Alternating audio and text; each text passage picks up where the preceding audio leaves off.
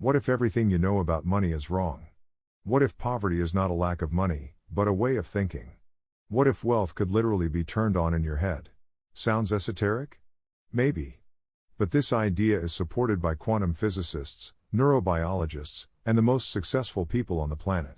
Today we will discuss a book that has changed the way millions of people think about money.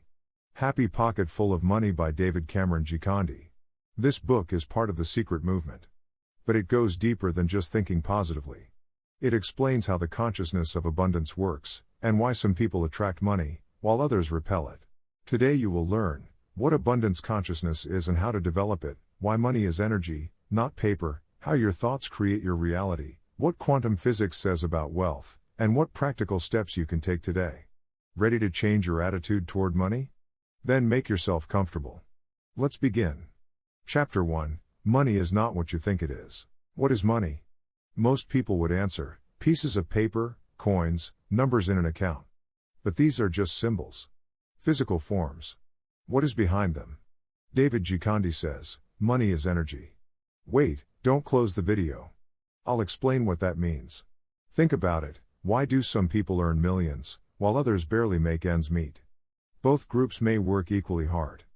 Both groups may be intelligent. Both may live in the same city. What is the difference? The difference is in their consciousness. In how they think about money. In how they feel about money. In what they believe. Money is not a reward for hard work. Money is a reflection of your inner state. Sounds strange? Let's dig deeper. Gikandi distinguishes between two fundamental types of consciousness. The first is scarcity consciousness. The second is abundance consciousness. Scarcity consciousness says, there is not enough money. There is not enough for everyone. For me to get something, someone else must lose something. I must hold on to what I have.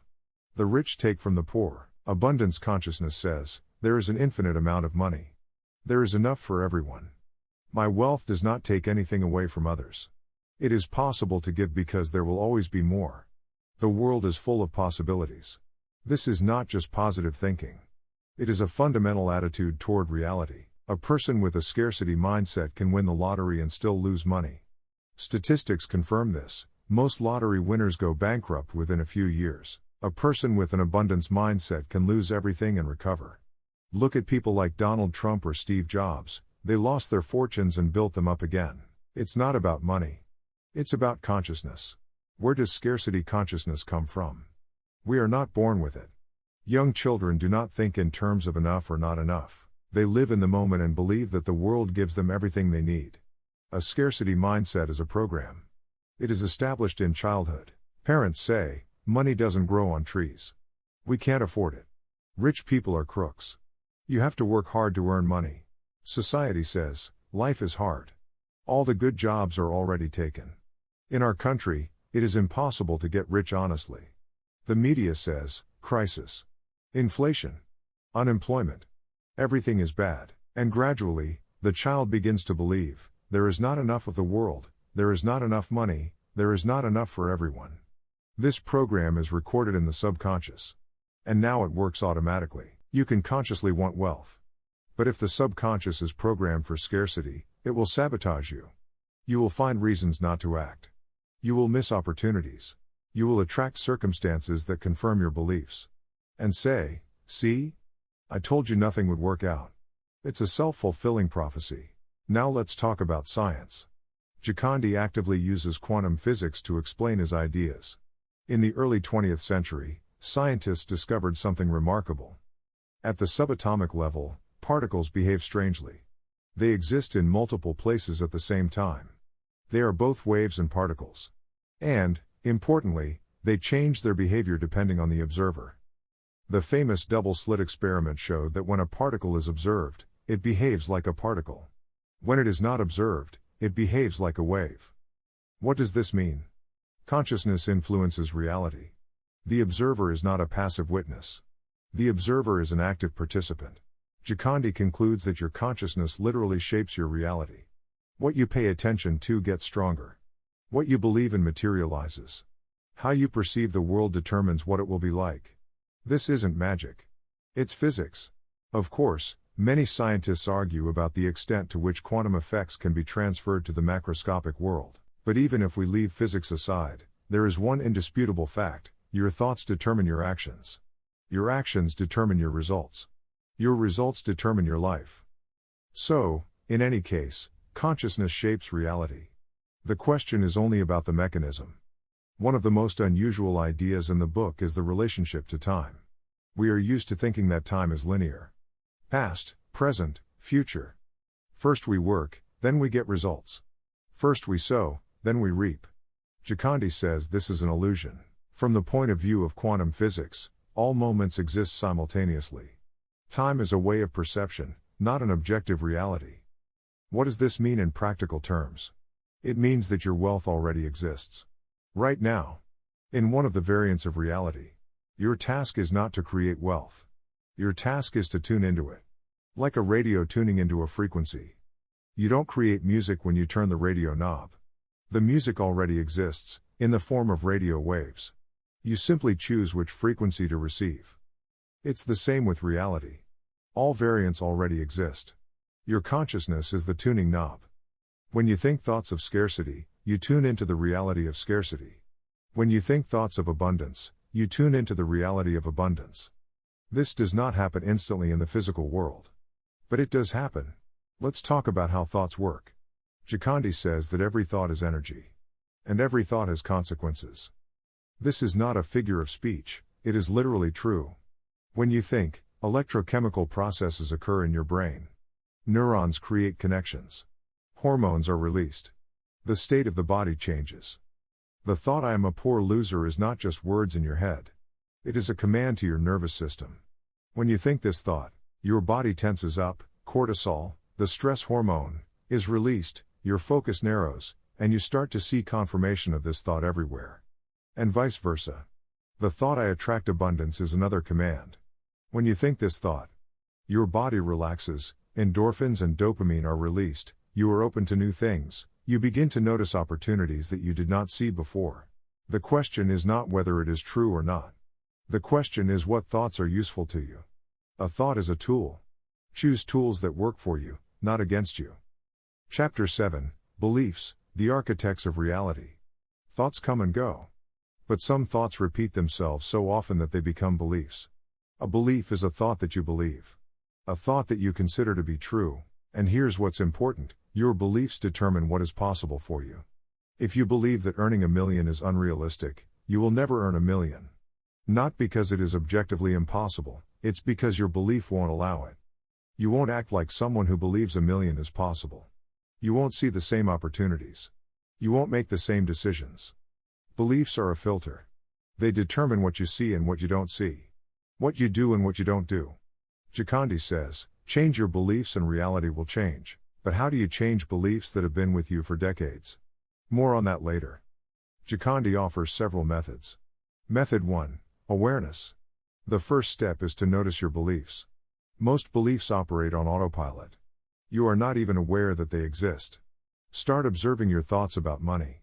What do you think when you see an expensive car? What do you feel when you hear about someone else's success? What do you say to yourself when you look at your bank account? These automatic reactions are the key to your beliefs. Don't judge yourself. Just observe. Write it down. Method 2. Replacement. Once you have identified a limiting belief, replace it. Money is evil. Money is a tool for good. Rich people are bad people. Rich people can be wonderful people. I am not destined to become rich. I am capable of creating wealth. But simply saying it is not enough. You need to repeat the new belief until it becomes a part of you. Method 3. Evidence. Look for confirmation of your new beliefs. If you want to believe that it is possible to get rich honestly, find examples. Read biographies. Watch interviews. Surround yourself with evidence. The brain believes what it sees often. Give it new information, and it will gradually rebuild itself. Method 4. Actions. Act as if your new belief is already true. This is the most powerful method. If you want to believe that you are worthy of wealth, start behaving like a person who is worthy of wealth. Don't wait for your belief to change. Take action, and your belief will adjust to your actions. Visualization is one of the main tools in the book. Gikandi says that the brain does not distinguish between vivid imagination and reality. When you visualize something in detail, your brain reacts as if it were actually happening. Athletes have been using this technique for decades. Studies show that if a basketball player mentally trains to shoot the ball, his results improve almost as much as with real training. How to visualize correctly. Be specific. Don't just say, I want more money. Instead, say, I see my bank account. It has 1 million rubles in it. I feel calm and confident. Engage all your senses. What do you see? What do you hear? What do you feel with your body? What emotions do you experience?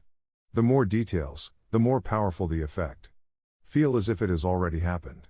This is the most important thing. I don't want it. I have it. Not desire, possession. Not hope, certainty. Practice regularly. Every day. At least 5 to 10 minutes. It's best to do it in the morning after waking up and in the evening before going to bed. At these times, the brain is particularly receptive. If I had to choose one tool from the entire book, I would choose gratitude. Gikandi says that gratitude is the fastest way to switch from scarcity to abundance. Why? Because gratitude and scarcity cannot exist at the same time. When you give thanks for what you have, you automatically acknowledge that you have something. And that is the consciousness of abundance. When you complain about what you don't have, you focus on what is missing. And that is the consciousness of scarcity. Simple, right? Practical exercise. Every morning, write down 5 things you are grateful for. Not automatically, but consciously. Feel the gratitude. Every evening, write down 5 more things. Do this for 30 days in a row, and you will feel the difference. Your perception of the world will change. You will begin to notice the good things you previously ignored.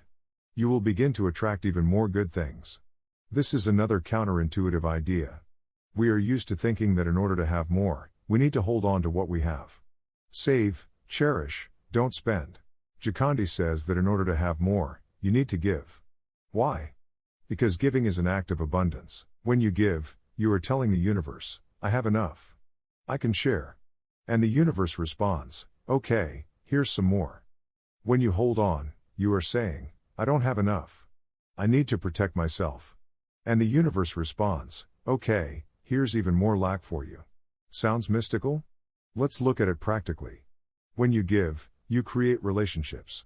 People feel your generosity and want to help you in return.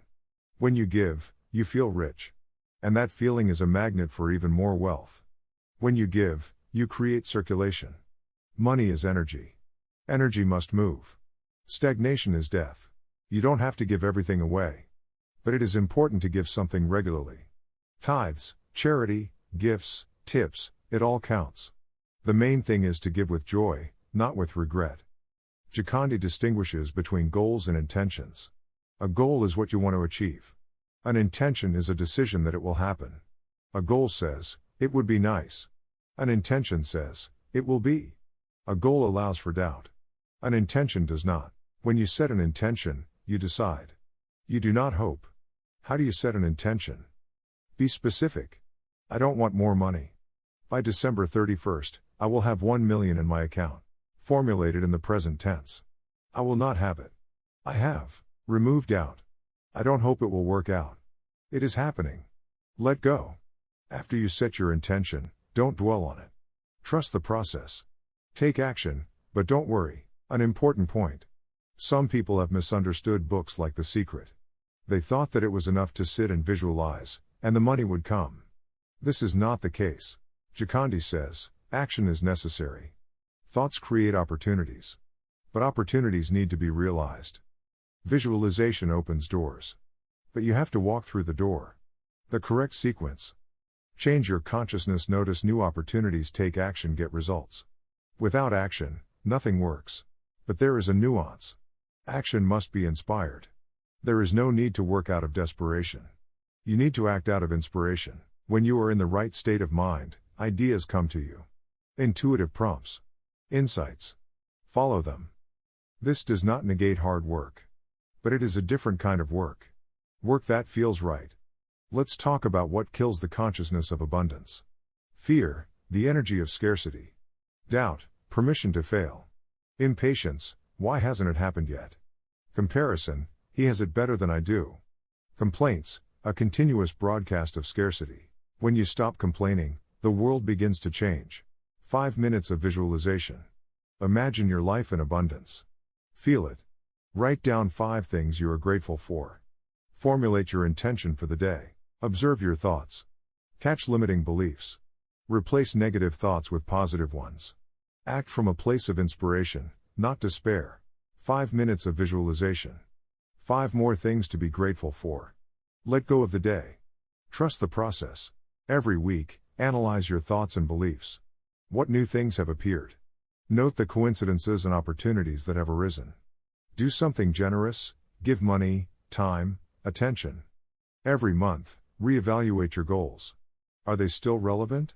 Assess your progress, not only in money, but also in awareness. Deepen your practice. Add something new. I know that many people have doubts. Let's look at the most common ones. This is magical thinking. Science does not support it. Partially true. Quantum effects at the macro level are a controversial topic. But here's what's undeniable. Your thoughts influence your emotions influence your actions influence your results. This is not magic, it's psychology. If this worked, everyone would be rich. Everyone knows that you need to eat right and exercise. Why isn't everyone healthy? Knowing is not enough. You have to do it. Regularly. For a long time. Most people will read this book and do nothing. Those who do will see results. This is victim blaming. Are poor people themselves to blame? No. There are objective circumstances, wars, diseases, systemic inequality. But the question is, do you want to be right, or happy? Even if the circumstances are unfair, what will help you more, thinking like a victim or thinking like a creator? This is not about guilt. This is about responsibility, and they are different. I don't have time for visualization. 10 minutes a day. You have that. It's not about time. It's about priorities. If your financial future isn't worth 10 minutes a day, then the problem is deeper. Gikandi and his followers tell many stories. People who got out of debt. People who found their dream jobs. People who built businesses from scratch. But I'll tell you something else. Look at any successful person. Read their biographies. Watch their interviews. Almost all of them believed in themselves before they achieved success. Almost all of them saw the goal before it materialized. Almost all of them acted as if success were inevitable. Coincidence? Perhaps. Or you can try it yourself. Let's summarize. The main idea of the book, money is a reflection of your consciousness. Change your consciousness, and your reality will change. Key principles: scarcity consciousness attracts scarcity. Abundance consciousness attracts abundance. Thoughts are energy that shapes reality. Beliefs determine what is possible for you. Visualization programs the subconscious. Gratitude shifts to abundance. Giving creates circulation. Action is necessary, but from inspiration, not desperation. Practical tools: daily visualization.